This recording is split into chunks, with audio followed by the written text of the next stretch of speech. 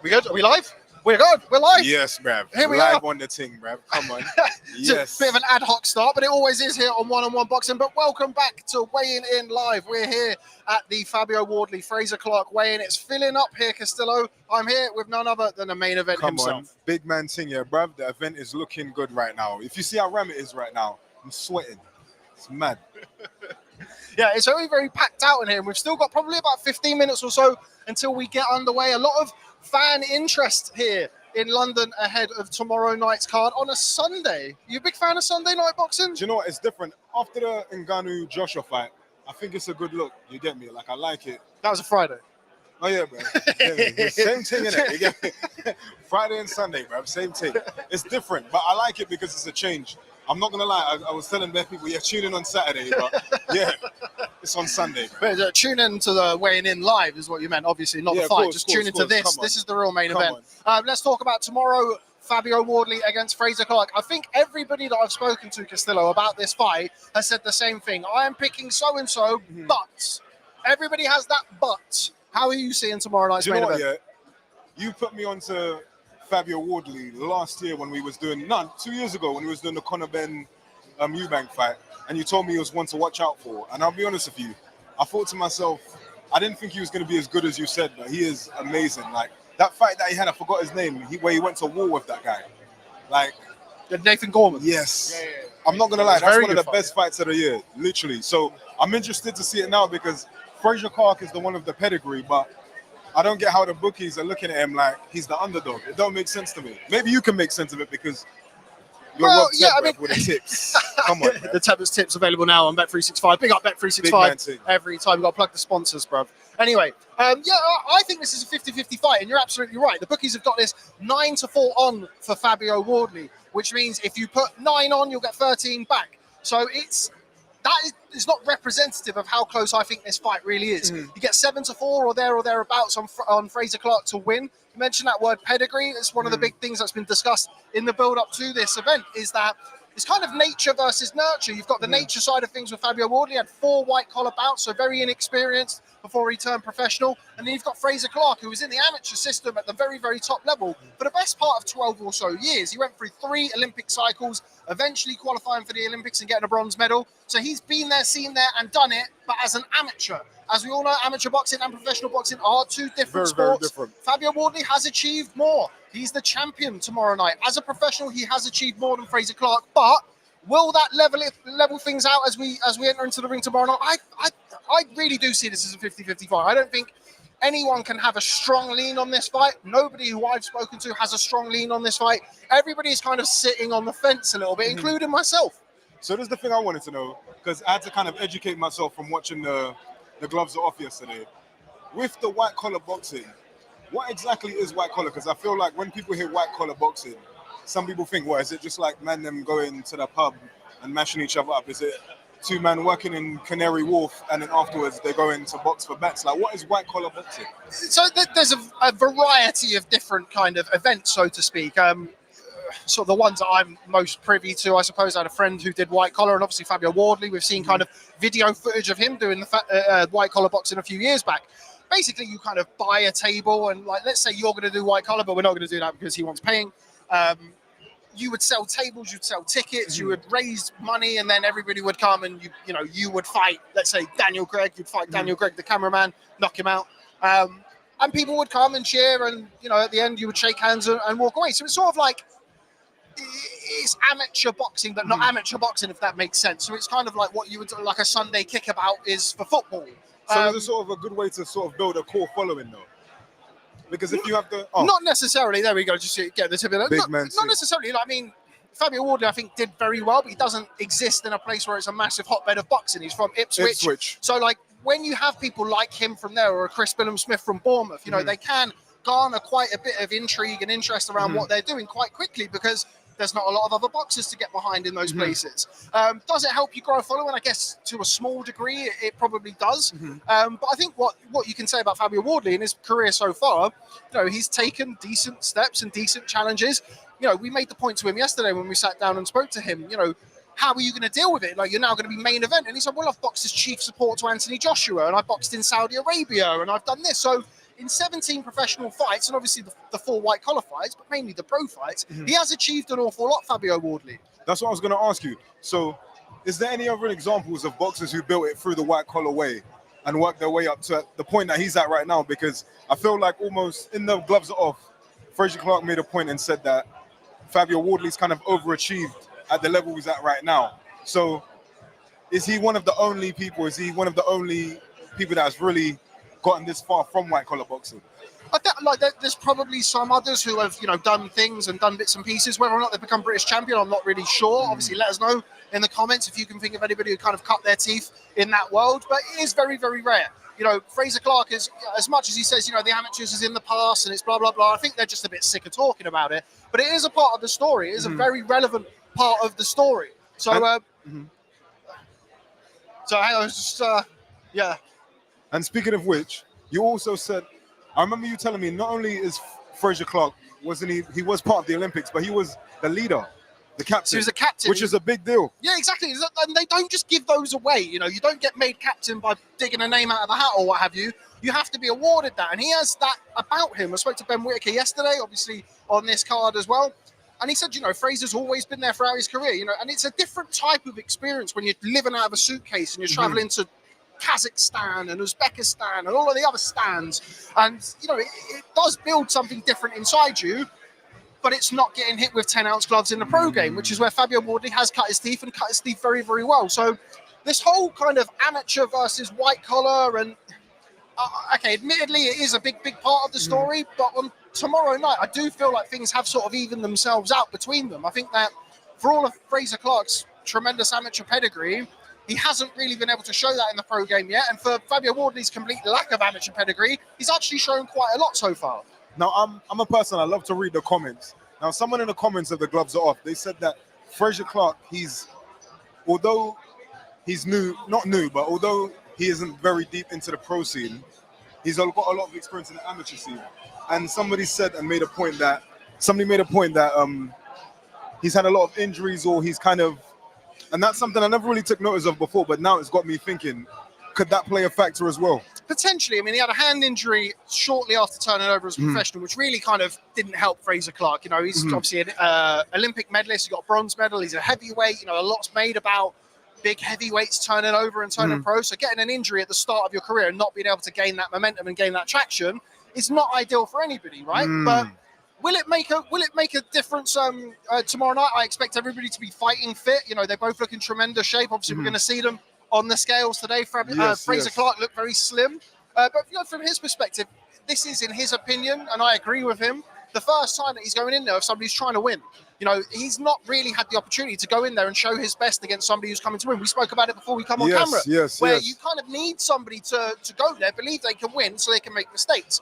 And I feel like Frazer Clarke, and something that we put to him yesterday, has really been building towards this for his professional career so far. For all of those fights that he's had, all of those 8 fights, it's all been geared towards this one. If he wins the British title, he becomes the quickest man to ever win the British heavyweight title. It'll be just his 9th fight. So if up to this point, everybody's not been blown away and he does the job tomorrow night, no one cares. If, of course, Fabio Wardley wins tomorrow night, then people are going to look at Frazer Clarke's first 8 fights and go, well, how was that any preparation for Fabio Wardley? And it is those fine margins in boxing. So should Frazer Clarke lose tomorrow, he doesn't really have much wiggle room or any place to go? I mean, he'll be able to come again. I think the misconception for Frazer Clarke is because he stayed amateur so long that he's 50. He's not. He's 32. He's 32, which still is young for a heavyweight. But, of course, it is a lot of wars and it is a lot of miles on the clock in the gyms. When you're boxing as a top-level amateur, you're traveling the world and you're fighting the best fighters from these countries and this country. You do accrue that damage. If you look at Frazer Clarke, he doesn't look like he's 8-0. He's got a lot of scar tissue around the eyes. And, they can open up very, very quickly. So that's something I noticed during the build-up as well. When I was watching the gloves of off, I looked at his face and I said, he does have a lot of scar tissue on his face. We could see a very different outcome tomorrow. Should a cut open up or anything like that. Could be a very interesting fight. Because I remember in the Fabio Wardley fight against, remind me? Adelaide? No. Gorman. Yeah. He suffered a cut in that one. His nose. If you actually have a look at Fabio Wardley, and this is something that, look, again, it's heavyweight boxing. So these guys could be completely clean and free of any injuries and any cuts or blemishes, get caught by a big shot by an 18-stone fella and get knocked spark out. It's the heavyweight division. That's how things happen in the heavyweight division. But just going back to your point on Frazer Clarke, look, I do believe that the pressure is on Frazer Clarke tomorrow night because of everything that we've mentioned about the amateur pedigree and taking those, those 8 fights so far that haven't really blown people away, but it's all kind of, the proof is going to be in the pudding tomorrow night.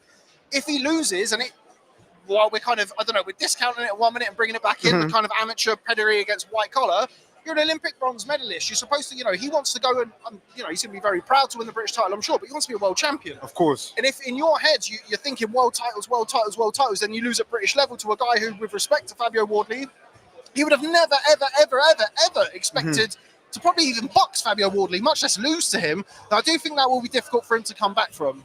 Now, strategically, we're very used to seeing Fabio Wardley come forward, and even when the pressure gets tough on him, he literally can fight out of it. I'm not going to lie. That's how he sold me in that fight with Gorman. The way he came back, I was like, man, this is the guy to watch out for. I don't think I've ever been that impressed by somebody's performance so much. I literally saw that and I said, wow, he's the real deal. And that's one of the things that he has ticked. One of the boxes he's ticked as a professional, one of the few boxes he's ticked as a professional is that fight or flight. When the going gets tough and you get hurt and you're getting hit by a big fella in 10-ounce gloves, what do?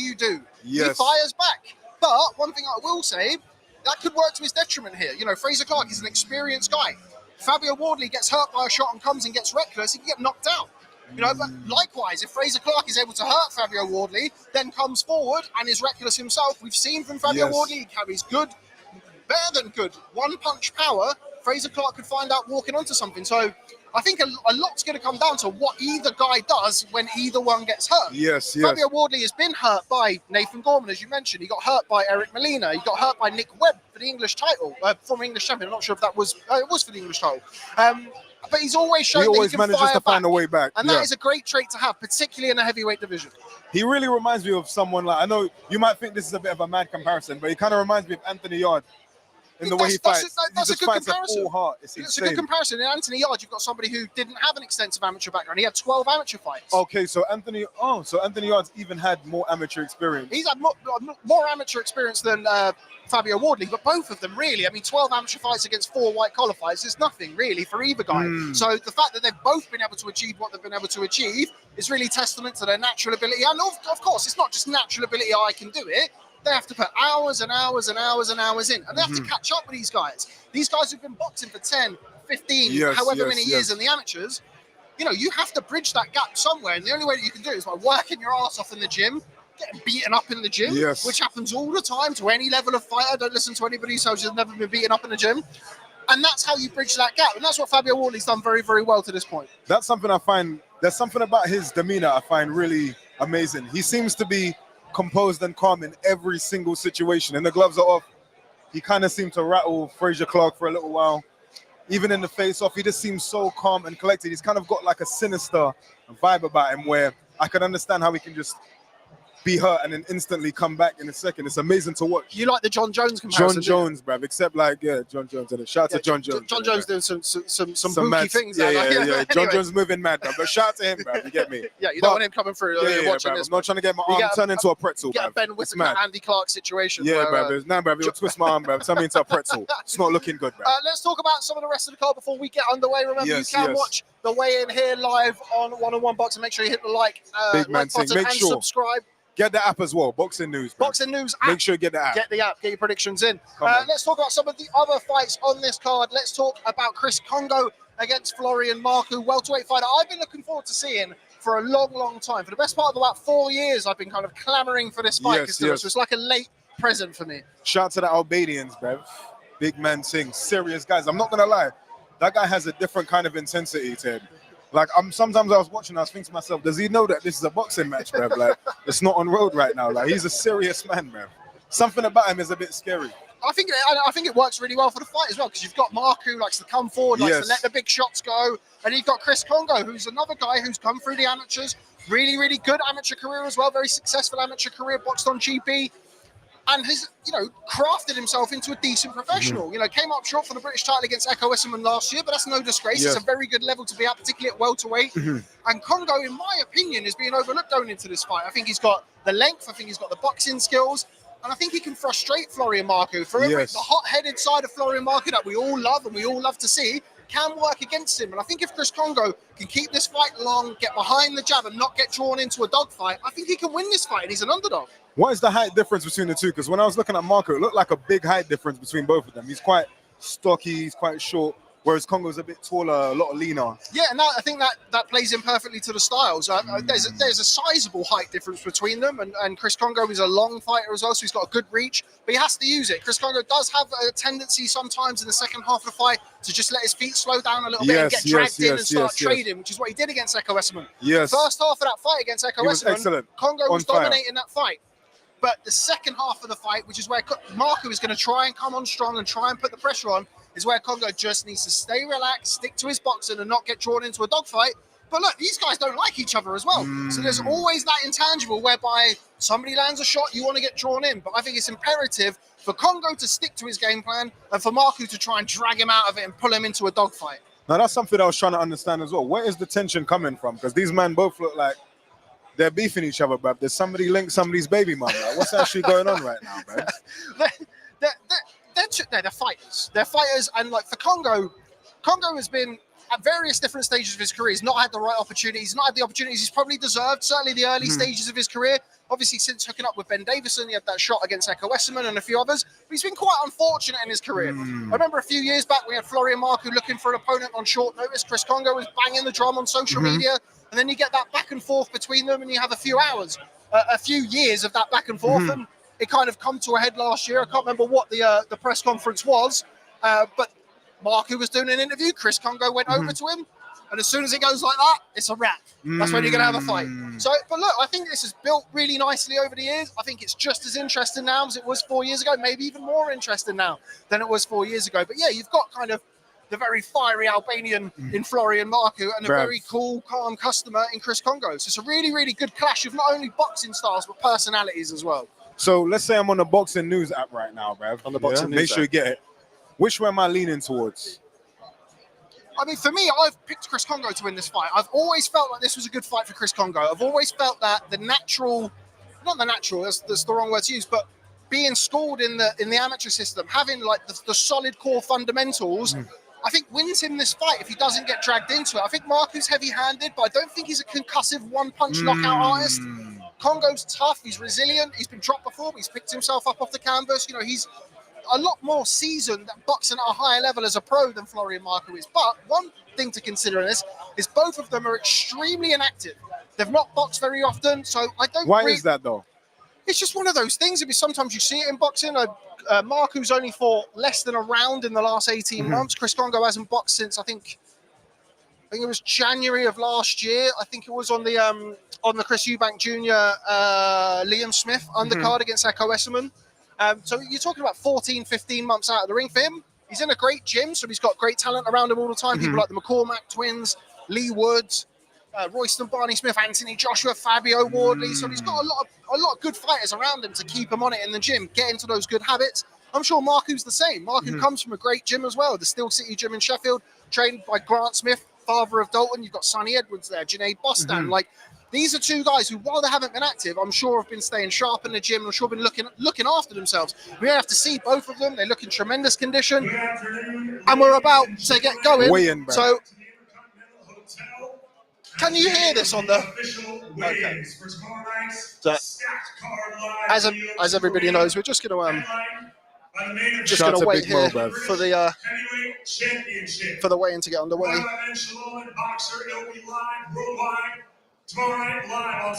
Don't want to talk over Big Mo here on the stream. Always sounds a bit strange when an American talks about soccer. Yeah, it sounds a bit mad still. Arsenal game. There we go. Big Mo's got them tailor-made suits, bruv.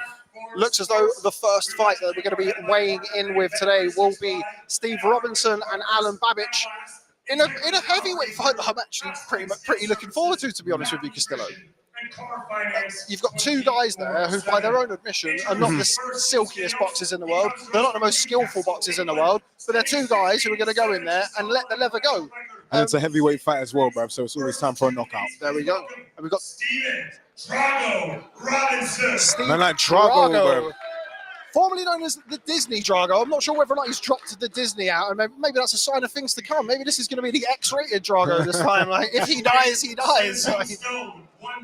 17 stone. 17 stone. He's the same weight as me, bro. That's a not huge guy, bro. Like, with the name Drago as well, but he better deliver something.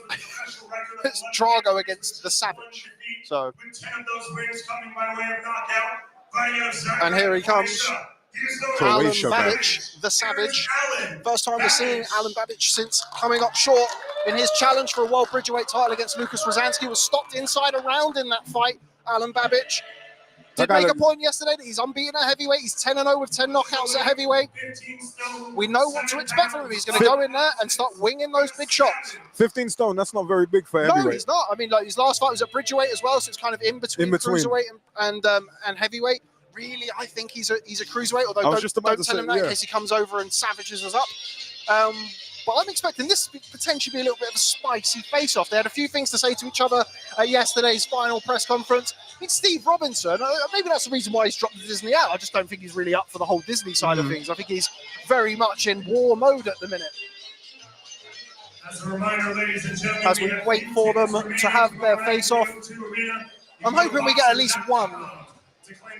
Not the headbutt. Definitely not the headbutt. I'm hoping that we get at least one. Can't condone that on the stream, exactly, bro. Yeah. Keep it clean. Keep it PG rated here on one-on-one boxing. Here we go. But nice as little we back face-off. out, Dan, can we see the head-to-head? Make sure we can see the head-to-head. There we go. There's some Alen big guys Babic. up there, bro. Very much so. Alen Babic, of course, part of the Dillian White stable, which Fabio Wardley is also a part of. I'm not going to lie, bro. Man looks like he just came from my beef, but still. Here we go. Getting very close. Security ready at a drop of a hat. Ben Shalom's ready, bro. He's got the hands. Yeah, Ben Shalom's going to dive in there. There we go. Oh. What? He had to do a little bit of aerobics in the face-off right there, man.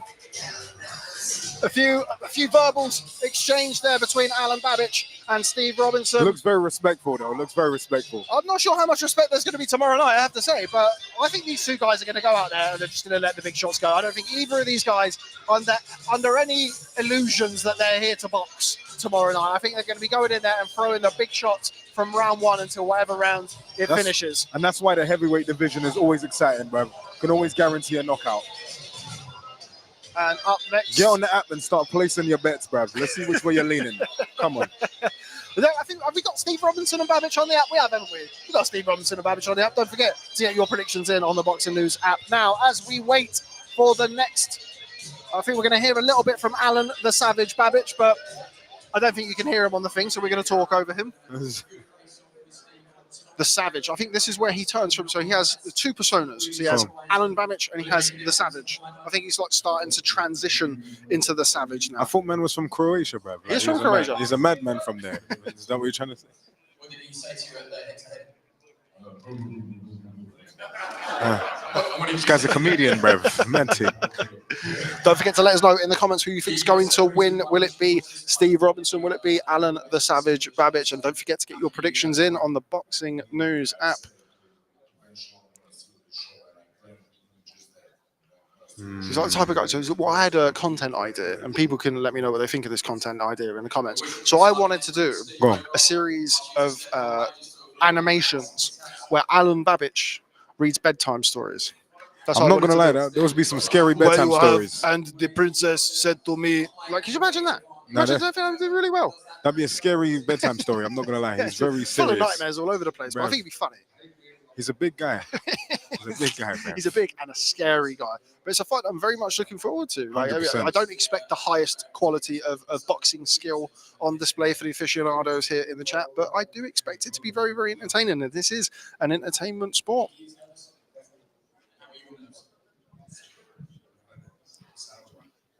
Steve Robinson says that he thinks Alen Babic is nervous.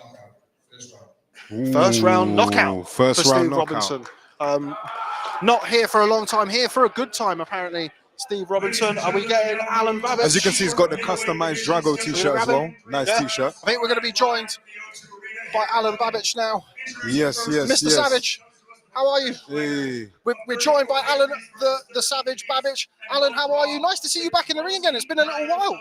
It's amazing road back. You don't even want to know what I've been through, to be back here, and I feel obligated to give the fans what they want. They expect nothing but chaos, and I'm gonna give them nothing but chaos. I don't care about anything. I just want to end this guy. I was speaking to my friend here, and I said to him that there is Alen Babic and there is the Savage. Where are you at the minute? Are you in between, or are you the Savage now? I'm in between. I'm talking to the Savage in my room. This is very weird, so I believe he's with me and he's going to be here tomorrow. It's going to be amazing. Watch it, tune in, because it's going to be crazy. However it goes, it's going to be crazy. Steve Robinson said he's going to knock you out in the first round. What do you think to that? Everybody says that. The only guy who actually did that, my only loss, never said nothing. Everybody who says shit, go there, shit kicked out with them. So I really like. He told that I don't have a chin, so obviously he doesn't know who he's up against. I don't have a chin. I've been hit with some monstrous hands by Molina, by Balsky, by good points. He was never in that league, and he will never be in that league. Okay, right, before we let you go, Savage, what I want from you is I want 2 predictions. First one is I want the main event. Of course, Fabio Wardley is your guy. I know you're going to be backing him to emerge victorious. Do you think he's going to stop Frazer Clarke? Fabio Wardley is my guy, but I believe Fabio Wardley will be there. Fabio Wardley. Of course. Because he always does it. I don't know how. Nobody knows how. Frazer is Olympian, also a friend of mine. But Fabio Wardley does it every single time he's tested. And this is his biggest test, of course, and I think he will do it again. And then the final one, of course, is your fight. How's it going to end? The Savage against Disney Drago. Let's get a prediction. I don't care about Disney, bro. No, I don't care about nothing. I just want decapitation. I want to do something terrible to him. I really want to do something terrible. Now the Savage kicks in. I really want to do something so people tune in, because it's going to be crazy. I want to hurt him. You heard it here first. Tune in tomorrow night for Big Alen, man thing. the Savage Babic against Steve Robinson. All the best tomorrow, Savage. Oh, Big man thing. I'm not scary gonna lie. guy, isn't That he? was the firmest handshake I've ever had, bro. Raw. It's Serious. like sort of staring into what I was talking about, decapitation and things like that. Just sort of like, oh, okay. Serious. And here we go. We've got Callum Simpson. Seems to Hey, be Callum next up there. We're going to give him a little wave on the one-on-one show. He wasn't happy with me yesterday, let me tell you. Bruv, yeah, you told me about that. So he was actually offended that he wasn't on the Boxing News app. That's what it means to fighters already. They want to be on the Boxing News app, and he was disappointed that we weren't able to get him on there ahead of tomorrow night. So yeah, maybe he's got a little bit of a point to prove. Maybe even just to me tomorrow night. But I'm expecting a good performance. A lot of hype around 100%. Callum Simpson. Really good little compact fighter. I think it's the first time I've seen him without his sunglasses on in a little while, Castillo. Something that you and him have in common. Callum Simpson, he's got a lot of swag, bruv. I'm not going to lie, I've got to give him credit for this. He put me on to a nice velour tracksuit, bruv. As soon as I saw him, I ordered it the next day, bruv. He's a swagged out guy, bruv. Big up Callum Simpson. I'm looking forward to this one because this is the first time I'm actually going to see him in the ring performing. So I'm excited about it. Yeah. He looks way bigger than his opponent, though. Yeah, way good bigger. fight. I think he's a very decent sized super middleweight. Of course, he's been calling out Ben Whittaker as well, who's a fully fledged light heavyweight now. So yeah, he's a very good fighter. I think the plan is at some point to take a show to Barnsley, which is where he's from. Okay. Where is Barnsley, bruv? It's in Yorkshire. So yeah, so to build him there, I think it's mandatory for the British super middleweight title, which is currently held by Zach Chelly. I think that's a really good fight. I think it's a fight that you would have to make Callum Simpson a favourite in as well. Yes, 100%. So I think that they're really doing a good job of just building Callum Simpson, getting him out nice and regularly while he keeps trying to build that fan base. Cool customer though. I was just about to say he's a very nice guy as well. One of the nicest people I've met in boxing. And I think we're going to be joined by Steve Robinson. Yes. Here we go. Hey. Joined by the Disney Drago himself, Steve Robinson. Steve, how are you feeling? You're looking in tremendous shape. Good, ready. I'm always ready. I'm always in tremendous shape. When we got the phone call, we knew we were ready and we went straight away and said yes, and always ready. Bold prediction from you. You said that this isn't going to go past an opening round. First round. I don't think it is. I think he's going to come forward. I'm going to come forward. We're meeting in the middle, and I know I hit harder than him. So once it lands, it's over.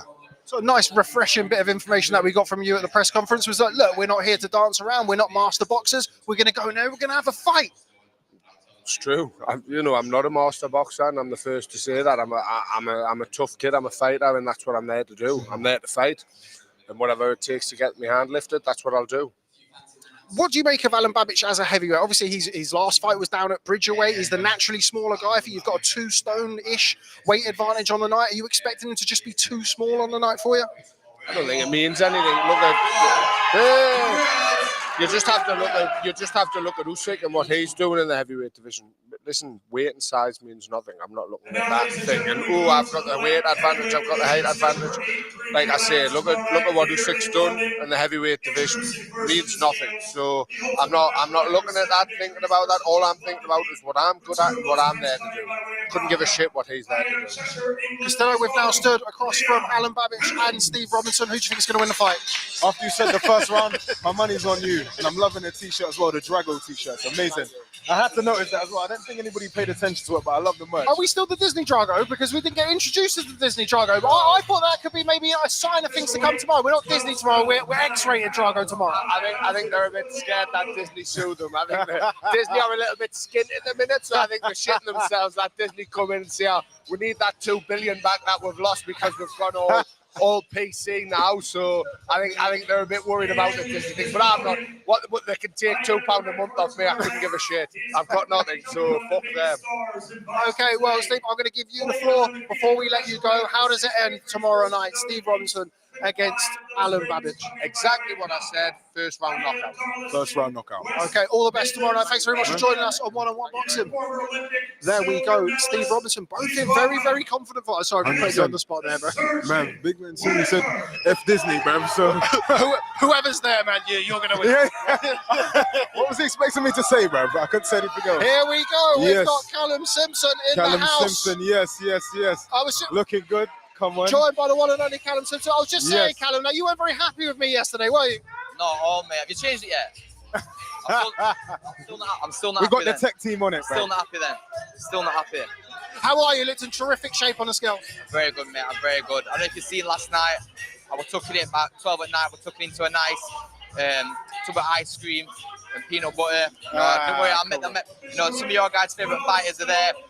In a hot bath on a night before the weigh, and I'm there tucking into a tub of ice cream. So I met the weight nice. I was just saying to Castillo there that, I think it's fair to say probably your next fight could be sources in Barnsley, could be for the British title. How important is it for you that you not only win tomorrow night, but make a statement, really start getting that Callum Simpson ball rolling? Yeah, exactly. I think I had like 9 fights in a row where I knocked them all out, 5 in the first round. My last 2 have been on point. There's certain things that my team have wanted to see from me in terms of my belted collar instruction, box on the back foot a little bit.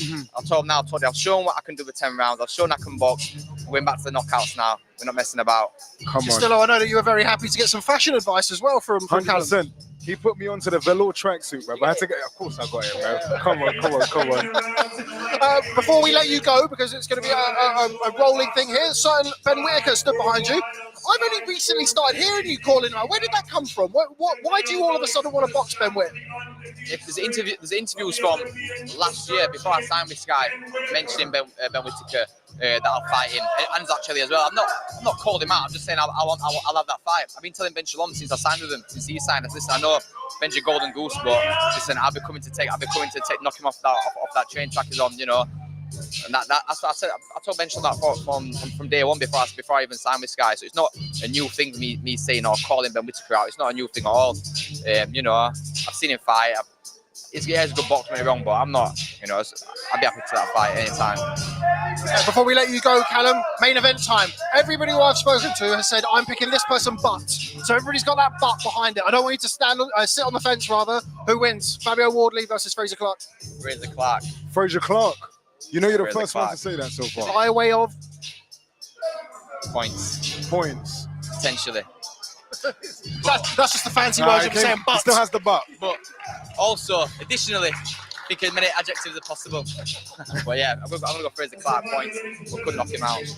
Okay, all right. Callum, before we let you go, the final word is with yourself. I want you to look into that camera there and tell everybody on the One-on-One Boxing channel and Boxing News what to expect from Callum Simpson tomorrow night. A big performance, a big statement performance of the night. Tune in. There we go. You heard it here first. Callum Simpson, thanks very much for stopping by. We'll get you on the app later on. Don't worry about it. Don't want to get the fighters angry at us. Yeah, we got the tech team working on it, bro. You get me? They got the computers puting. Come on, Dan. Get on the app, Dan. Come on, get on the app.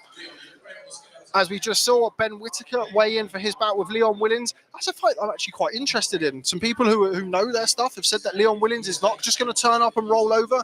The problem that he's got, Castillo, is that he's in there with a very, very, very good fighter in Ben Whittaker. And at the end of the day, bruv, man's not trying to go viral, bruv, getting bust up. So he needs to put in his best effort for this one. It's a good point that you make there, because that's the double-edged sword of the Ben Whittaker kind of hype train and stuff. You know, people do look at that and go, do I really want to have somebody dancing around and whooping my ass at the same time? Probably not. It's like the Emmanuel Augustus highlight reels, bruv. You're just looking at them guys like, yo, bruv, why did you let him do a spinneroonie around you, bruv? Why did you let Man Moon walk around you like that? Why didn't you bang him up? What would you do if you were in a boxing match and then Ben Whittaker started doing the diving around and the thing to the crowd? What would you do? It's going to be a UFC thing still. Like, I'm not going to lie, I'm after going for the low leg sweep of the John Jones armbar, bro. I've turned man into a pretzel. Big man team, can't embarrass me like that. That's mad. But somebody like yourself, of course, a viral sensation, you of course understand the power of social media and what 100%. That can do for you. And you only have to look at Ben Whittaker. You know, everything that's happened after that last fight, he's got 1 million followers on Instagram now. Bruv. He's really starting to take off. Bruv, the girl them in the DMs must be going mad. Like, bruv, I want to look. Bruv, he needs to show me the DMs, bruv. I want to see whose baby mums is in there. Real talk. But his performance is life-changing. I think will we go in to get Leon Willings? Leon Willings has just walked past. I didn't want to disturb him necessarily. I think he's going to turn around now. Does he want to speak to us? Going to turn around. There we go. Hello, Leon Willings. He's going to come and join us and tell us what I'm sure his plan is to derail the Ben Whittaker hype train. It would be a massive upset. There's no two ways about it. But with Ben Whittaker. Ooh, Leon, if you just come here, if you don't mind. Here he goes. Sorry, I won't keep you too long. How are you? Joined by Leon Willins here on One on One Boxing. How you feeling? You're looking in terrific shape. Yeah, feeling good, mate. It's only 1 day away now, so ready to go, yeah. Now, obviously, Ben Whittaker, all of the hype train that's around him at the minute, everybody's talking about him. You're, I'm sure, backing yourself to be the first man to beat him in the paid ranks. Why do you feel like you're the man to derail the Ben Whittaker hype train? Well, I'm coming off essentially area win. I have took the fight on short notice, but I'm ready to go. I'm going to make the most out of it. One of the things that we've just discussed there is, you know, when Ben Whittaker's in there and he's doing this kind of, he's dancing around, he's clowning, he's showboating. If and when that does happen tomorrow night, what's your process for that? Are you just going to be kind of trying to stick it on him? Do you kind of let him do his thing? I mean, what's your process for that? Well, Ben's going to be dancing in there. I wish I could dance with him, but I can't dance myself. But I'll be sticking on my game. I just need to do what I do in there, so that's all I'll be thinking about on the night. How do you prepare for somebody like Ben Whittaker? Admittedly on short notice, so you haven't had the optimal length of camp, but how do you prepare for somebody like him with his style? As best as you can. Like I said, with Ben, he's always going to be on his game. You just need to make sure that you're sticking to your plan, you're sticking to what you're good at. So it's just a case of not getting too distracted and being the best you can be. So, yeah. The final one from me, because I appreciate your time, especially after the weigh-in. One of the things that I said to Ben Whittaker yesterday was that, you know, for everybody who's boxing him, it's going to be their world title fight. You know, this is an opportunity for you tomorrow night that could change your life completely. 100%. How much does that mean to you, and how much does that give you motivation for tomorrow? Well, you've just said it can change my life. So I've just got to make sure that I deal with it the best I can. And said life-changing moment. I'm going to make the absolute most out of it, 100%. Okay, Leon Willins, thanks very much for speaking to us on One on One Boxing. All the best and best of luck tomorrow night against Ben Whittaker. I'm excited for that one. It's got a lot of pressure that he's facing. A lot of pressure. Ben, it's an interesting one because I don't know, who do you think the pressure's on, Ben Whittaker or Leon Willins? I don't think he has any pressure, Leon. I think Whittaker now, particularly after the last few months where his profile has gone through the roof, you know, there's going to be people tuning in to watch him tomorrow. 100%. There's going to be people who are not necessarily even tuning in for the main event tomorrow. Sorry to cut you off. It's okay. I was going to say, I had a little sorry, brother. I saw anyway. the camera fly over, brother. I was about to sue someone. Sorry, bro. I was going to say, should he land at least one decent punch tomorrow? It's going to be a highlight reel, even if he does. Even if he does that, it's going to be good. Yeah, it's what people need to see, I think. Yes. And speak of the devil We've got himself. Ben Whittaker coming through. joined by the main man himself, Ben Whittaker, joins us once again here on 101 Boxing. Ben, as always, looking in tremendous shape on the scale. Bro. That's very lean. I see veins everywhere. I don't mess around. But hey, I've been watching your Instagram. Oh, bro. I've been watching your Instagram. Hey, the fight week's been keeping us entertained, man. Thank you very much. Cool. Yeah, I'm ready to go, in shape as always. And another surgery, man. What do you think, Ben? You've got somebody here to share the spotlight with today. How do you feel about that? I don't like it, you know. I don't like it, man. I'm not gonna lie, I was kind of hating. When I saw you that first fight, I think it was about 150k. Yeah. A week later, 1 It's a million. madness, Bruv. innit? It's Man, looking good though. but It's looking I good. can stop if I don't perform, so I know what I've got to do. Make sure the boxing's right. On Sunday, we do it again. But how has it been for you, the reception?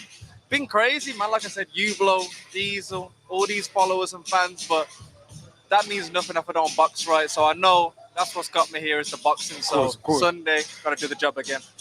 One of the things that I've spoken to you about in the past is kind of growing into being a proper light heavyweight now. You're reaching that time in your 20s where you're getting that man strength, you're hitting your mid-20s. How do you feel at the weight? It looks like you're filling out into a light heavyweight now. Yeah, that's a funny one. When I first turned pro, everyone was saying super middle. I was one of them. Yeah, my managers back in the day, you're not big enough. Look at me now. I think I'm filling in right. I got the reach, the speed, everything. So I'm really hurting people as well now. So I'm a true light heavyweight and I'm here to stay.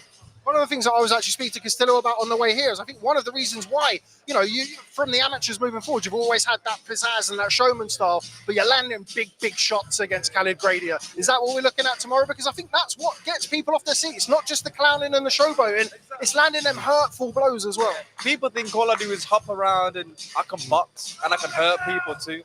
And I'm just showing what I want to show right now, but Sunday, we've got something exciting to show.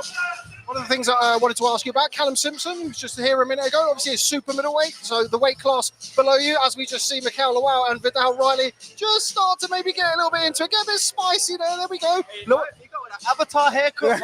Oh, he just said, zip that all off, I'm not gonna lie, I thought Tupac just came back, bro. You get me? Looking different right now. Give it a zero. He means business. Yeah, he's turned into a monk or something. Callum Simpson seems to be one of many people who want to fight you, Ben. What do you think to that? 1 million followers, sadly. When you start getting a bit of fame and all that, I'm 6 fights in, and people are turning up to the press conference doing silly stuff, which is I quite, saw that. Who was that guy, bro? I thought it was your bedroom. Nah, bro, I don't know that guy, bro. I saw that guy in Brixton, bro. I don't know that guy. I say if they're doing it, they're doing it for a reason. I've obviously got a platform, but you know, it's only going to keep happening and probably happening more. So it's a compliment. It's a compliment. Speaking of the reception, I got to ask you this, bro. Non-related boxing question, bro. Bro, between me and you, bro. How's the DMs right now, bro? Oh, man. What we say? Yeah, they're moving a bit wild. Big man team. A bit wild, but you Big know, man Christian, man. Come on, no Diddy, bro.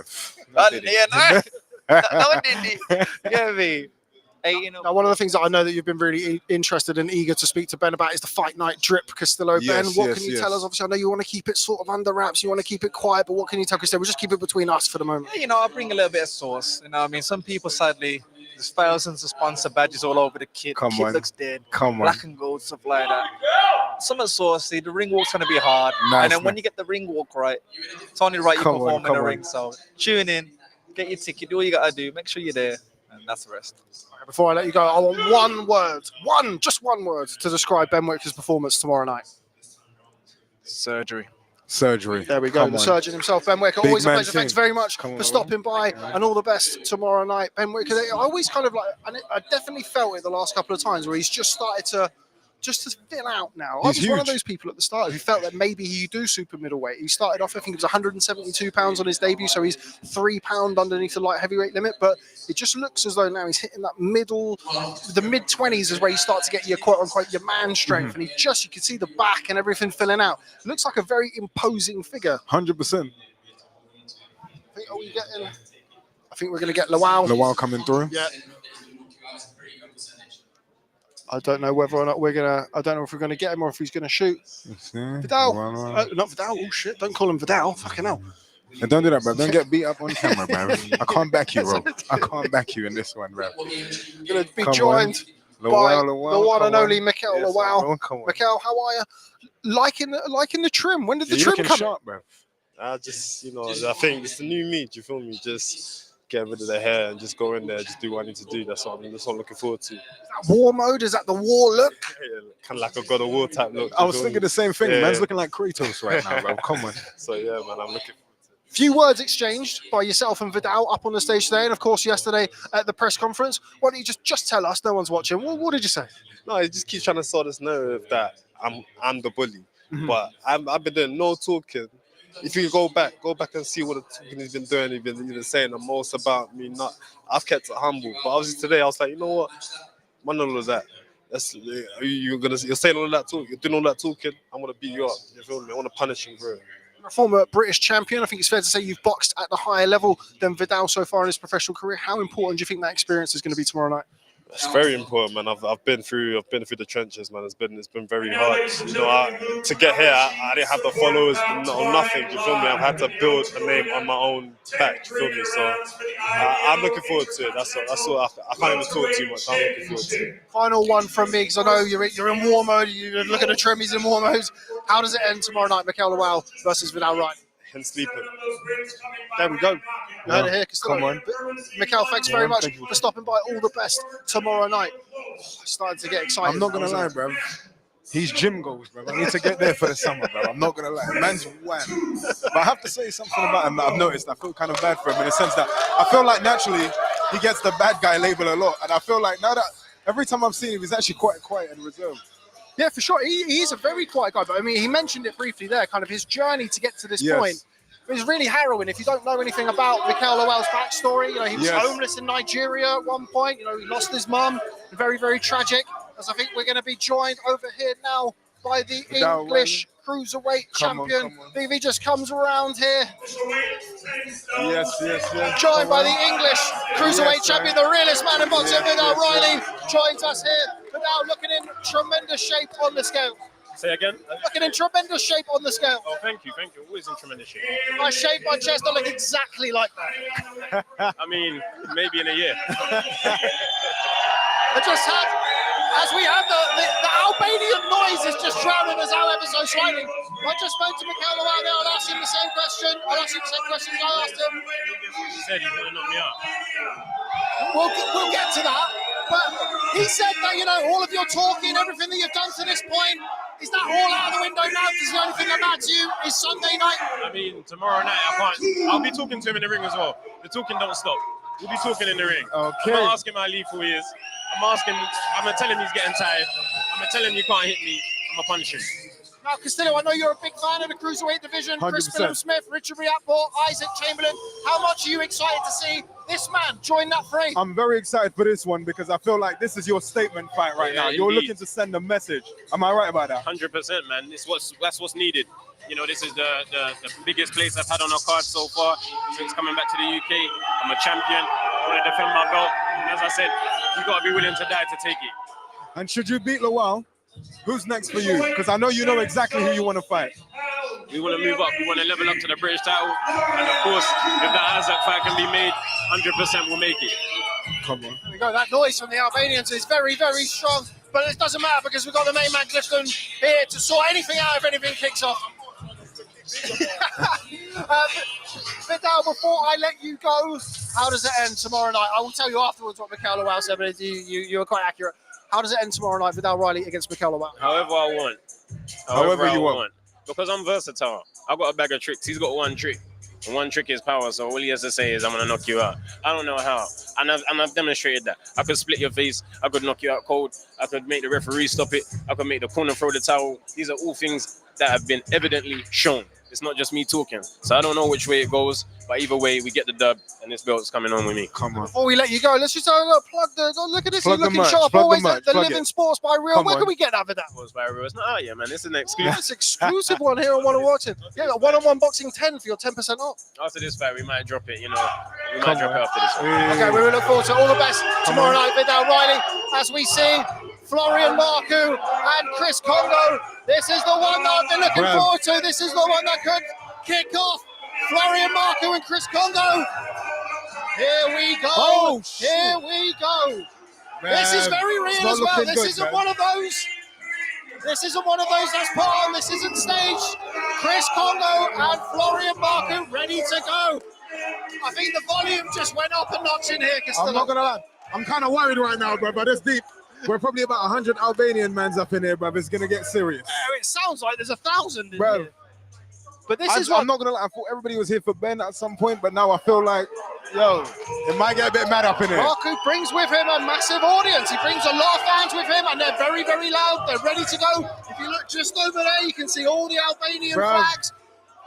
Will that get to Chris Kongo tomorrow night? This is going to be a bear pit atmosphere. I mean, all of the fights on this card, this is the bad blood fight. Wardley Clarke, bad intentions is kind of more appropriate, I think. But bad blood, this is very much so. Both of these guys have been wanting to tear each other's heads off, Castillo, for the last 3 or 4 years. I feel like the fans want to do that too, bruv. So it might look a bit mad tomorrow after the fight. I don't think I've ever seen this much support for someone. He's got a very strong support group. My God. Yeah, I mean, I think the first time I ever watched Florian Marku box, as in live, I watched him box at the Copper Box Arena about 4:30, 5 o'clock. It was the first fight on the card. He had about 600 fans there, of his own fans, doing 600 tickets. So it's just an idea of how popular he is. I think we're moving on now. I think main event next. There we go.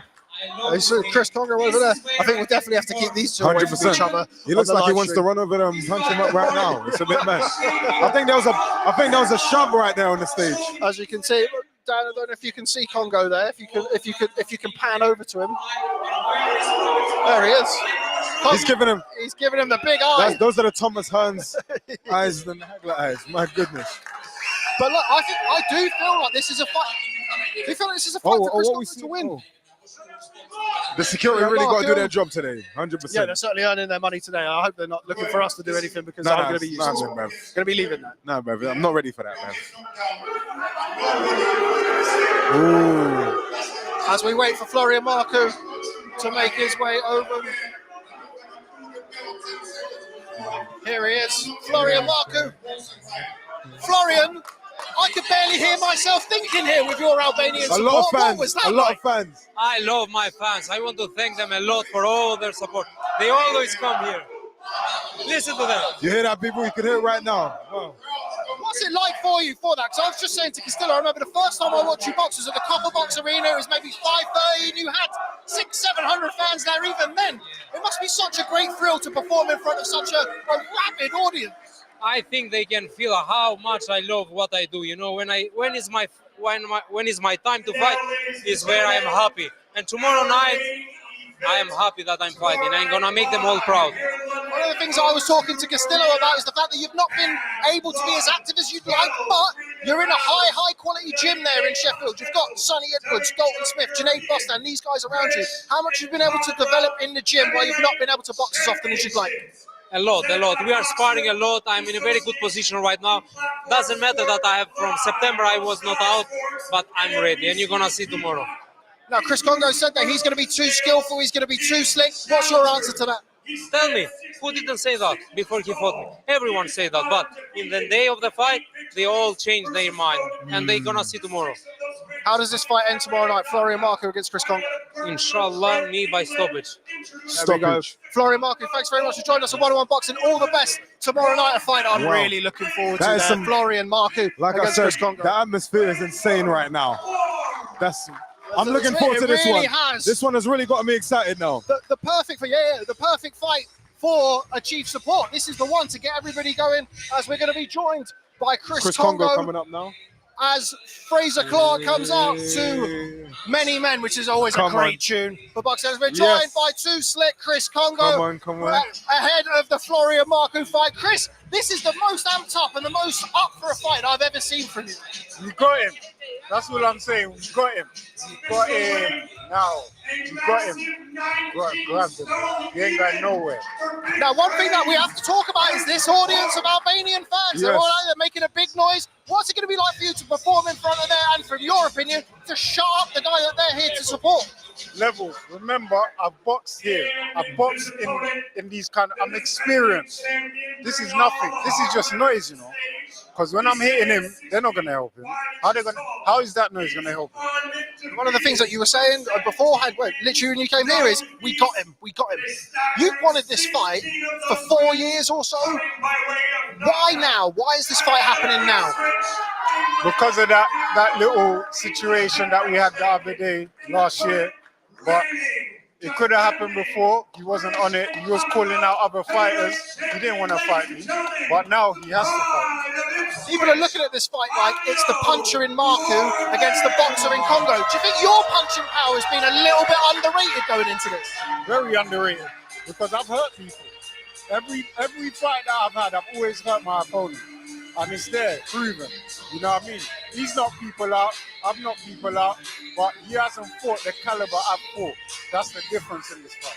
One of the things I just said to him, I'll say the same thing to you. You've not been able to be as active as you'd like in your career, but iron sharpens iron. You've been in that gym with Fabio Wardley, Anthony Joshua, the McCormacks, Lee Wood. I mean, you could go on and on and on about the fighters at the Ben Davison Performance Centre. How much does that help you, bring you along and keep you sharp when you've not been able to be boxing? Listen, if I could spar Luke McCormack, we all know what he's about. He is a very, very hard puncher. Doing 14 rounds with a guy like that, with Marku, I wouldn't say I ain't got no problems, but trust me, I'm well prepared for this. How do you win this fight? What's the game plan? The game plan will be revealed on the night. There we go. So we don't get a Chris prediction. Kongo, before I let you go, I want a prediction. How does it end? Chris Kongo against Florian Marku. It's a stoppage. He's gonna Stoppage. quit. Quit or stoppage. One of them. So you're going to make him quit? I'm gonna make him quit. Let's make it that. Come on. There we go. We look forward to seeing it. All the best Come tomorrow. on. Chris Kongo, massive opportunity for you on a huge card. All the best to Barry Smith as well. I'm looking forward to this one even more now. It's gonna be Amazing. good, isn't it? It's Amazing on gonna the be good. card fight. The atmosphere is really, really picked up in here, particularly from that chief support. As soon as Kongo I think tomorrow we're definitely going to see fireworks. Yeah, for sure. As we just move back and we can see Frazer Clarke, and Fabio Wardley Come on. about to face off here. Yes. Come on. Here we go, guys. Here we go. Great We're fight, cooking. great fight. We're cooking. This is a proper British heavyweight title fight. People talk about Anthony Joshua against Dillian Whyte. Look, with all due respect to Dillian Whyte, Anthony Joshua was a big favourite going into that fight, and on the night really dominated that fight for large portions of it. I haven't spoken to one person who has a definitive pick either way here. This is, to me, the best British heavyweight title fight that I can remember. But probably since you have to go back to Lennox Lewis against Gary Mason for a fight of this sort of caliber for the British title. There we go. Nice We've got with the a final face-off. face-off here. Both looking in great shape. Frazer Clarke definitely looked like he slimmed down. Yeah, looking in good neck, looking in very good condition. Both men, Fabio Wardley always looking in good Intense. condition. A really good clash of corners as well on Sunday night. Angel Fernandez against Ben Davison. Angel Fernandez working with Frazer Clarke, and Ben Davison, of course, with Fabio Wardley. Going to be very interesting to see how the game plans mesh tomorrow night. But this is a fight, Castillo, that Frazer for Clarke me looks could go very any intense which right way. now. Any I think they which both way. look very intense. Here we go. I'm really looking forward to this one. 100%. Really looking forward to this one. 100%. Try not to make eye contact with either of the heavyweights. I'm not going to lie, man. Just so look. Here we go. Here we go. Here we go. I think this is a different clash of styles, like you said, white collar versus amateur boxing It's got pedigree. everything that you It's amazing. want. It's got everything that you could possibly want. I think the only thing that maybe it doesn't have that, people have probably tried to push is the bad blood angle. I don't think there is really any bad blood between them. Sorry to the promoters for pissing in your cereal, but I don't think there is. I think these are two, and there's nothing wrong with being two very respectful, good ambassadors for the sport. There's not been any lines that have been crossed. They've not had any pushing and shoving. Nobody's shouting and screaming. I think it's got that great natural competition, This fight sells though. itself, doesn't it? 100%. Yeah, of course. Both The of those natural guys. competition. Both of them know that after tomorrow night. And I think one of the things as well, Castillo, is something that neither of them have really had so far in their professional career, where the guy across the ring from them 100% believes they're going to win this fight. Frazer Clarke and Fabio Wardley will be nothing but convinced and certain that they win this fight. And that's going to be really interesting because I don't think either of them have really had that so far in their professional career. I feel like they've been sizable favourites pretty much every time they've stepped in the ring so far as pros, as we wait to hear a little bit more from Fabio Wardley and Frazer Clarke. I feel like Fabio Wardley definitely had a great test in David Adelaide. 100%. That was a great fight. And he showed some different stuff as well. I'm not gonna lie. I honestly thought that Adelaide would have the best of him in that fight, and he proved me wrong. And that's when I really got sold on Wardley. Yeah, I mean, he showed a lot of different things that he didn't necessarily have to show in his career before. We've seen Fabio Wardley. He's got that natural punching power. He's very naturally athletic. Yes. You kind of have those fast twitch fibers or you don't. He very much has them, and he can knock people out. Yes. We've seen that in the past. He carries genuine one-punch power in the heavyweight division. But against David Adelaide, he boxed behind the jab. He showed the feints. He was patient. So it was a different side of Wardley that we haven't seen so far in his professional career. But one thing that I will say to that is I don't think Wardley can deviate too much away from what he is. I don't think he can go in there tomorrow night and try and outbox Frazer Clarke. I think he's got to be a combination of the two. He's going to have to box at times. But ultimately, his meal ticket is that power. He has to land on Frazer Clarke and see what happens. If Frazer Clarke can hold the shots in 10-ounce gloves, then it's going to be a very, very interesting night. Do you think if he does try to actually box with Frazer Clarke, the amateur pedigree will definitely show? I think so. Yeah, I think so. It doesn't mean that Fabio Wardley won't have some success, but I think if he goes out there and tries to get behind the jab and outbox Frazer Clarke over 12 rounds, I don't see that being his best route to victory. I think Fabio Wardley needs to do what he does best, which is get close, let the shots go, and try and go for that knockout, as we are going to be joined here by Frazer Clarke. Big Fraze. Not looking as big as Big Fraze has looked in the past, I must say. You're looking quite good up there, mate. We were rabbiting along, I think, with Ben Whittaker while you were jumping up there. What was the weight? What was the official weight? It was like, they said 19, but I'm going to say 18.9 because it's flickering, you know what I mean? So I'm going to go a little bit lighter. How do you feel? You're looking great shape up there. Very As of good course, does Fabio Wardley. All done now, isn't it? I bet you can't wait to box tomorrow night. Listen, you know, the thing about shape is this. Frazer Clarke's never going to be a Calvin Klein model, yeah? But guess what?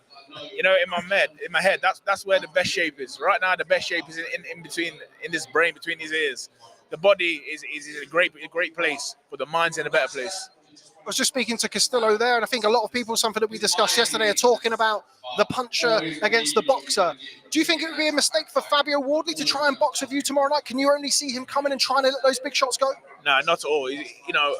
I think with him being with Ben Davison, Ben's not gonna have a fight that's just gonna come and have a tear up. He's a thinking man himself now.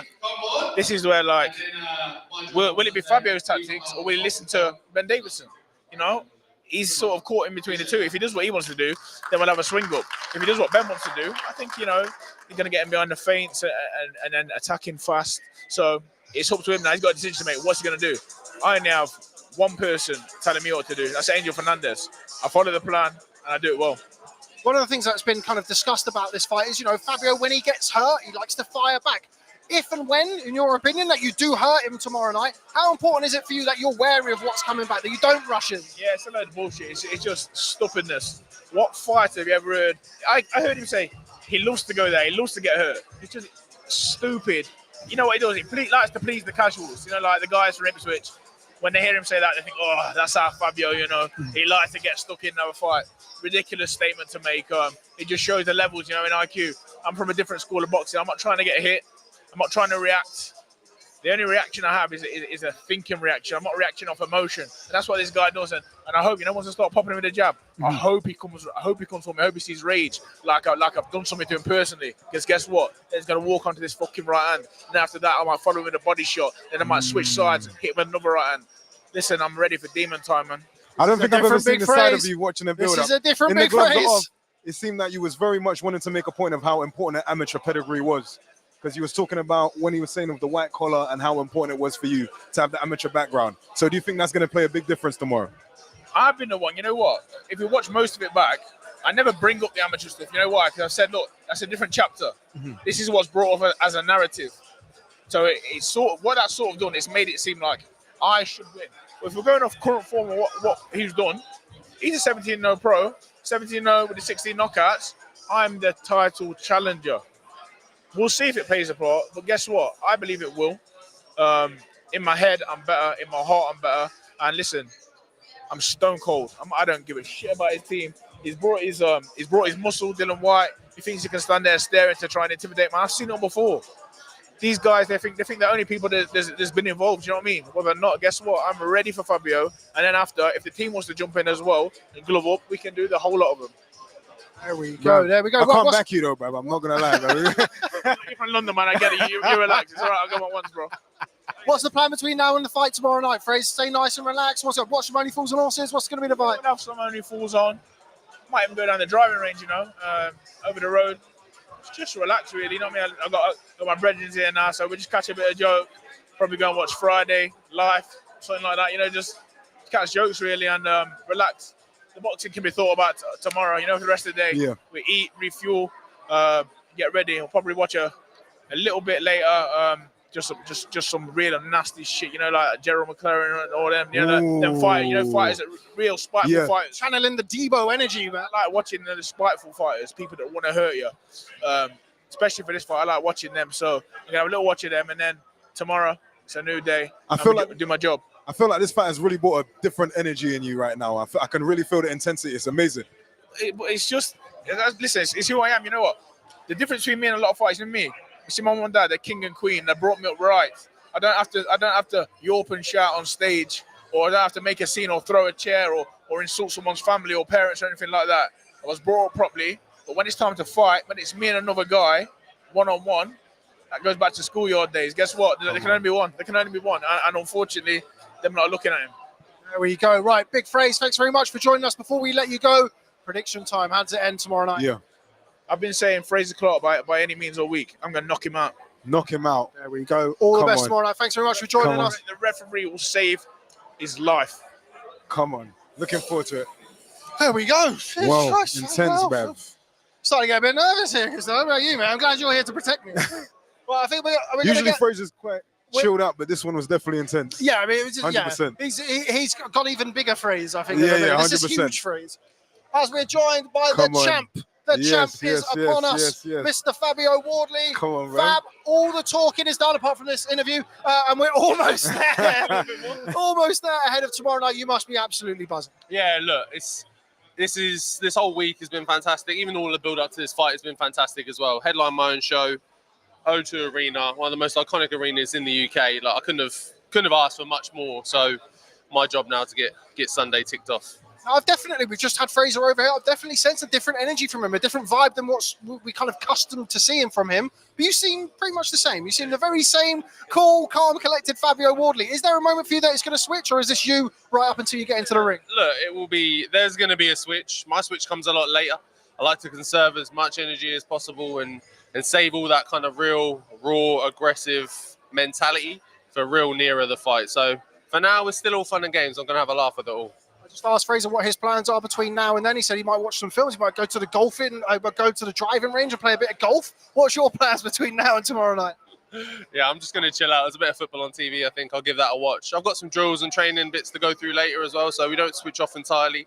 I'm still ticking over, still making sure my head's focused on the game plan, but just a bit of relaxing. So you brought your heavies here today. Obviously, Dillian White in the background today. Dash KO away from him. But anyway, Frazer said, if afterwards I'll beat Fabio Wardley, and if Dillian wants it afterwards, we can do that. Is that a good thing for you that he's thinking about somebody else? Is it another little kind of win for you? Yeah, maybe.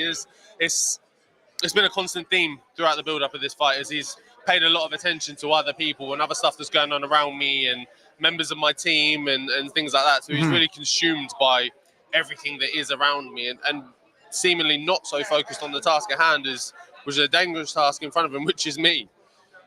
Now, Fabio, you've got like the coolest, calmest demeanor I've ever seen in a boxer. What makes you nervous? Yeah, I don't know. My mum gets angry at me probably. I'm a bit nervous around there. She's a fiery character, so maybe about that. It seems like no matter who's in front of you, whatever they're saying, it seems like you just challenge yourself to another place. When it was David Adelaide, same thing. You kind of show and prove. Yeah, look, I always believe in myself because of the tangible evidence I've done. I don't fuss around and mess around with, I saw in his eyes and I think he was weaker and this, that, and the other. I know the hard weeks graphs I've been doing in the gym. I know all the rounds I've sparred. I know all the miles I've run, all the things I've trained. I've ticked off all those boxes.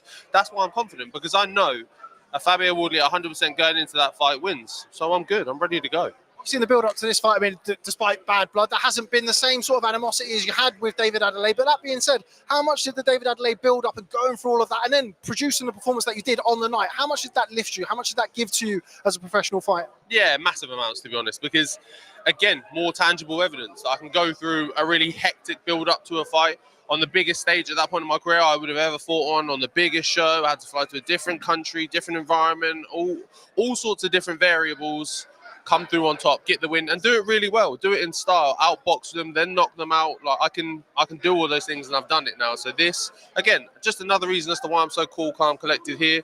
I've been seen and done it a lot of the time now.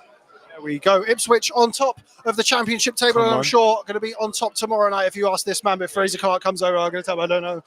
But before we let you go, Fabio, how does it end tomorrow night? Fabio Wardley against Frazer Clarke. Same way all my fights end. Fabio Wardley knockout. Look, I said before, it might come early, it might come late. The only guarantee is that it's coming. There we go. Castillo, I'm excited. I don't know about you. I'm looking forward to this. Let's go. Fabio Wardley, thanks very much for joining us. Thank you. All the best ahead of your bout tomorrow night, as we're going to welcome over another man.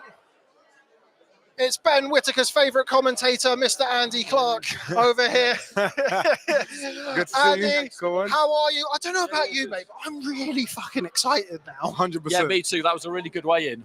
You know it's a good weigh-in when the room absolutely stinks, because some fighters are making weight and they just got these weird kind of pheromones coming off them, and the breath is bad, and then you get the crowd in and it all heats up a bit. It's got that smell about it, hasn't it? Which just really gets you going. And there's some proper matches on that card. I feel like Lawal is ready to burst, and I feel like he needs to be, because he's got to show us something, hasn't he? Win, lose or draw, to keep his career going. He's really got to show us something. Marku and Kongo are this tremendous odd couple where I feel like after this they might actually get on okay. But as it is, they just can't. Kongo cannot stand the sight of Marku, can he? It's one of those scenarios where everything he does irritates him. So I'm looking forward to that. And then the top of the bill, we've been looking forward to it for ages, because it's one of those fights where the narrative's great, isn't it? Because of what happened with the first bids and all that kind of thing. And you just got two great lads as well. They've sold the fight well. They're different kinds of personalities. And then we've got Whittaker. Throw Whittaker into the mix. And the two heavyweights, Babic and everybody, Callum Simpson. It's just, pretty streamlined, 6 fights, but I'm looking forward to all of them. I think every fight has its own kind of little USP to it. Just want to talk about kind of, I guess, the weigh-in was sort of split into 2 sections, wasn't it, Castillo? It was kind of the pre-Albanians and then the post-Albanians. But bloody hell, Andy, did they make some noise? A lot of fans in here. Yeah, there were. A lot of Albanian fans. I went to Albania for his fight in August 2022, and it was wild. Like, it was probably about 20,000 stadium. He probably did about 13 or 14,000. And I know he found it quite hard that week. The demands on him were pretty... everybody wanted a piece of him, basically. And I think that kind of showed on the night, but it was some experience to go over there. I think he prefers it here, where he brings like a couple of thousand fans. And it's amazing, really, when you can galvanise your community behind you like that. And he just loves it, Marky, doesn't he? But he doesn't always do it the same way. I remember against Maxime Prodan, he boxed that night. Prodan wanted him to come out all guns blazing, because that's what he does, and he didn't do it.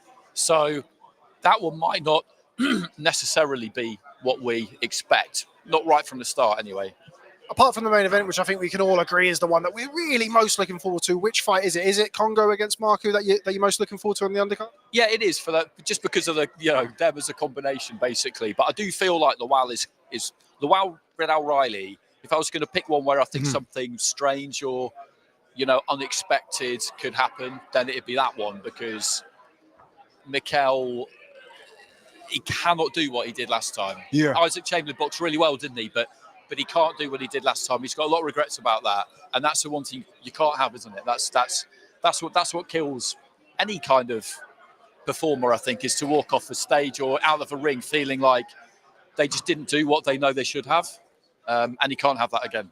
Looked absolutely war ready today. I mean, he's gone for the buzz cut as well. Yeah, he looked ready to rumble, didn't he? He was over here, and he's never really keen to talk at the best of times, but looked like he was just waiting to go and smash somebody up in the car park. He's always got like a very calm demeanor about him, always. But it's always unsettling, isn't it? When somebody's 100%. Yeah, he's a fairly intense guy. I've never managed to get too much out of him he's always perfectly willing to speak, but he just doesn't really say a lot.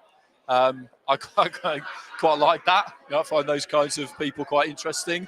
His backstory is, it's so harrowing. Yeah. He would have broken most people, and it was a real long wait for him to get that British title, but he managed to get it. There's been so much adversity at times, And that's where I feel like Viddal Riley is absolutely going to have his hands full. It's just a great fight for both of them because one wants to make the next step.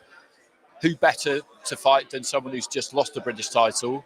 And Lawal needs to get the train back on the tracks, doesn't he? So it just adds up from all angles, really. Must win for both, as it is for Kongo and Marku, as it is for Wardley and Clarke as well. So really looking forward to tomorrow night's action. Andy, thanks very much for joining us. Don't forget, you can see Andy Clarke on Monday at 5 o'clock on the Boxing News YouTube channel on The Boxing Show. Always got to get the plug in as we look and see if there's anybody else we may be able to drag over and talk at or to or with for a few minutes. I think we have every single fighter who's been in here today, to be honest.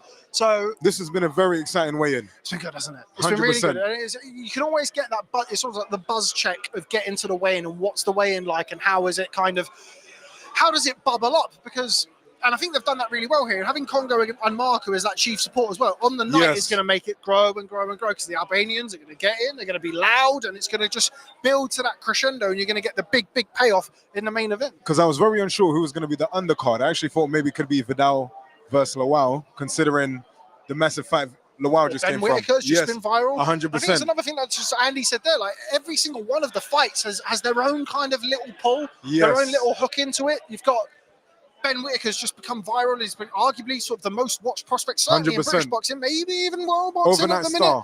Absolutely. And then you've got Kongo and Marku for all of the build-up. You've got Wardley, Clarke. Obviously, everybody knows about all of their kind of back and forth over the period of time. I think what Andy said about Lawal and Isaac Chamberlain, always do that. Lawal and Viddal Riley was very, very true. You know, you've got somebody in Viddal Riley who's on the way up. He's trying to become that Ben Whittaker superstar and 100%. Grow.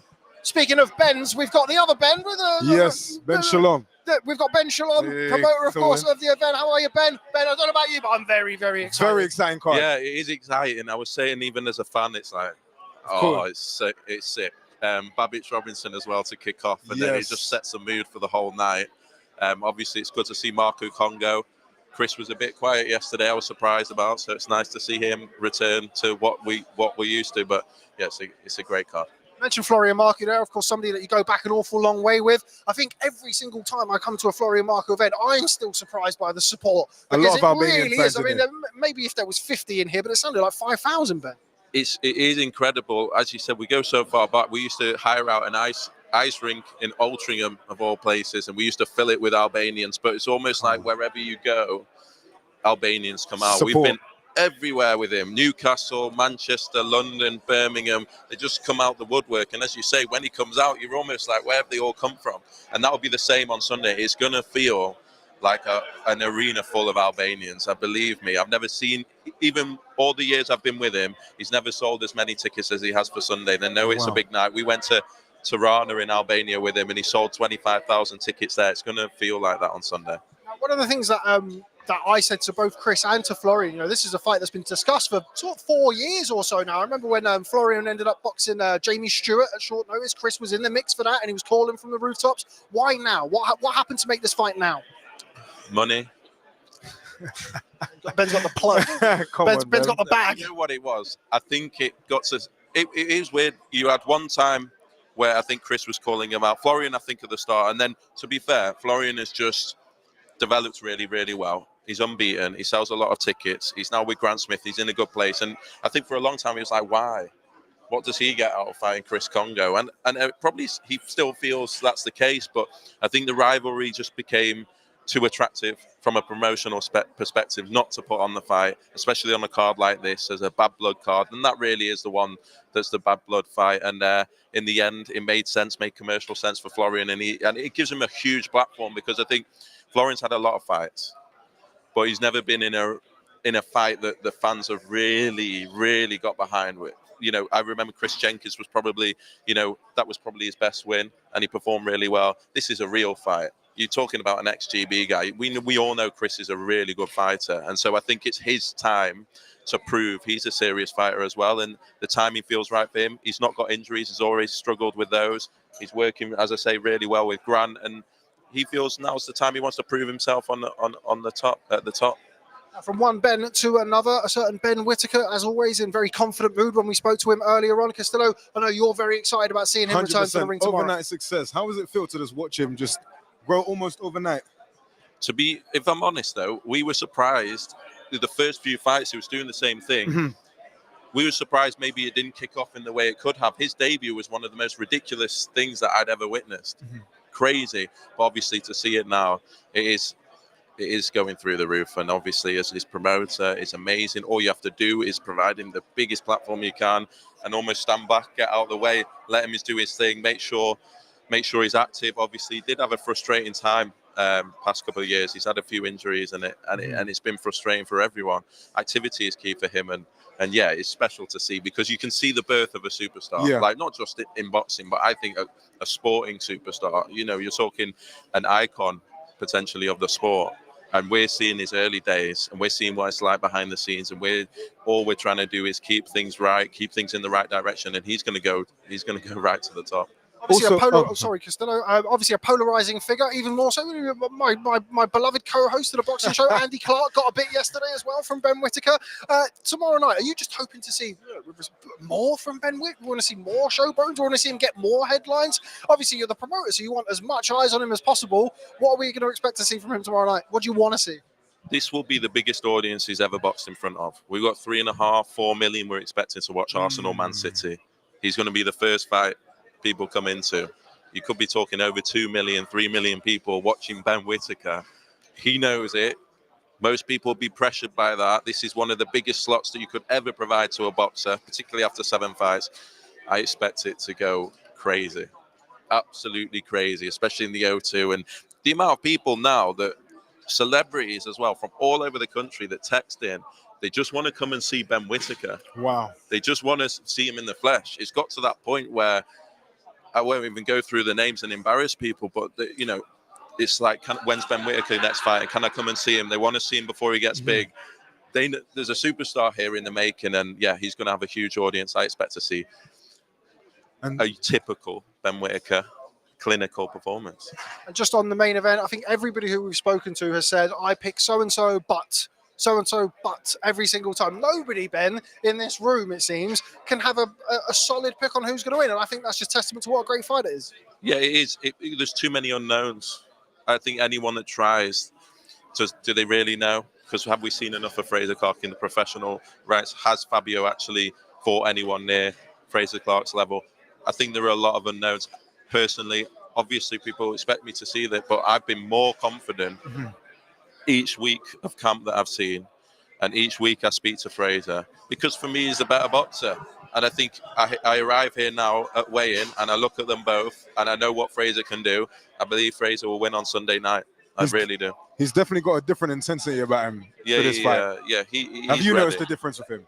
Completely, because it's been so hard to get him up for fights, and he won't mind me saying that. He's fought the very, very best in WSP, but also throughout his amateur career. So to then take him on almost a new route where he's learning his craft, it's been difficult because he knows he's far better than the guys he's getting to the ring. He feels the pressure on this one. He's wound up. We saw him yesterday getting wound up at myself, and that's what I want, because I think a wound up, well prepared, really focused Frazer Clarke will win on Sunday. How important do you think those rounds were against Mariusz Wach? Obviously, there was the back and forth, there was the purse bid, there was the kind of all the fallout from that. But you got those 10 rounds in against Mariusz Wach in the dead of summer in York Hall, Saudi Arabia, and then of course had a few rounds in against Dave Allen. How much more well prepared do you think Frazer Clarke is for this fight now compared to purse bid gate? Look, for me, I almost look back on that situation and go, you know what, Shalom, you did make the right decision. You had to take some heat for it as well. And you did, even though you have the other promoter and his merry men saying this and that and that. It was clearly the right decision. Whatever happens on Sunday, I think for me it's more about, he just did 10 rounds with Mariusz Wach, and he'll know, did I cut corners? Did I do my camp right? Am I feeling it more than I should have? Am I really as fit as I should be? Am I focused? It's all those things. It's not necessarily just about boxing experience. It's about the experience of the big night, the experience of a headline show, the experience of a pay-per-view show that he got against Dave Allen. There's a lot that goes into it, and you don't want him to be learning or discovering those things for the first time in such a big fight. As much as he would have loved to fight him on his debut, and probably felt he could beat him on his debut, and I don't actually disagree with him. I do think it will be invaluable, and I'm glad that the way things have worked out, and now we're at the O2, and he's earning a huge amount of money, way more money than he could have ever imagined for this fight, and he still is set to become the fastest ever British heavyweight champion. So he's moving at speed as well. Okay, well, Ben, we've taken up enough of your time. But before I let you go, I want a prediction. I want to see how is it going to end tomorrow night. Fabio Wardley against Frazer Clarke, live on Sky Sports. Frazer, 8-10. 8-10. There we go. You heard it here first. Ben, Shalom, and don't forget you can get your predictions in on the Boxing News app. See, there we go. You're at a show. You're at a show. You got to do as he likes. Thanks very much for joining us, Ben. We'll catch up with you tomorrow night. I think. I'm just looking around, and I think we've probably grabbed pretty much everybody. That's the kind of stuff that you get here on one-on-one boxing, where you get all of the big names. We've had every fighter from both sides of the card, and we are about to probably wrap things up. I think, Castillo. It's been a job well done. I think we wrapped up nicely with Ben Shalom. You get me? The big boss had to come through and talk the things. You get me? That was a good prediction as well. That was a solid prediction. He didn't waver from it. He just said straight away, 8-10. And as much as he won't like to admit it, he kind of alluded to it a little bit there. You know, the pressure's on Ben Shalom a little bit. You know, because he's invested in Frazer Clarke, and he put himself on the line with the purse bids, pulled him out. He got a lot of shit from a lot of people for that. If Frazer Clarke wins tomorrow night, he gets to turn around to all of those people who were giving him shit and tell them, "I told you so." And that's the greatest thing that a promoter could ever have. Also, speaking of which, just out of the blue last year, it may have been a bit difficult. Now we just come up with boxing's maybe new superstar. So that's how things can change in 1 year. You could just see the look of adoration in his eyes. He was mad happy, Whittaker, bro. I'm not gonna lie. He's a big man superstar. thing, bruv. I'm telling you. I want to see them DMs, bruv. I want to know what's going on. We'll see what we can do after. Come on.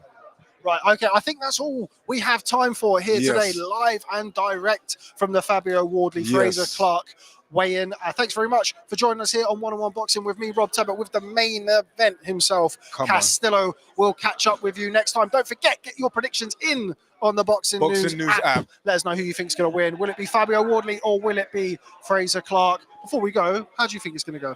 I'm not going to lie, I was kind of leaning towards Frazer Clarke because of the amateur pedigree. And I feel like, although it's a 50-50 fight, because obviously Wardley came over, and he's a G in it. Yeah, shout out to Wardley, bro. But you know what it is? I think what's kind of now really made it very 50-50 for me now is the intensity in Frazer Clarke. Usually he's just chilled, kind of smiling. You've seen him do the commentary on like Sky Sports. I want to watch some stuff. He was serious today. Like his eyes, his intensity. I feel like he's really going to try and make a statement tomorrow. And that's very good because I feel like he's kind of had a lot of flack, a lot of stick from people saying that his competition hasn't been great. Maybe he's underperformed. And even Ben said it himself. He said that this is going to be a fight to really wake him up. So I'm looking forward to it. Who's going to win? Bev. Who's going to Bev, do you know what, yeah? Anyway, Bev. Let me not do that, Bev. Anyway, don't worry. I'm going to bet on my Boxing News app. I'm going to show you. You have to lock into the socials and you'll get to see who Castillo is going to pick. There we go. That's a double plug. Come on. Thanks very much for joining us here live from the O2 in London. Look forward to Fabio Wardley versus Frazer Clarke tomorrow night. Cut it.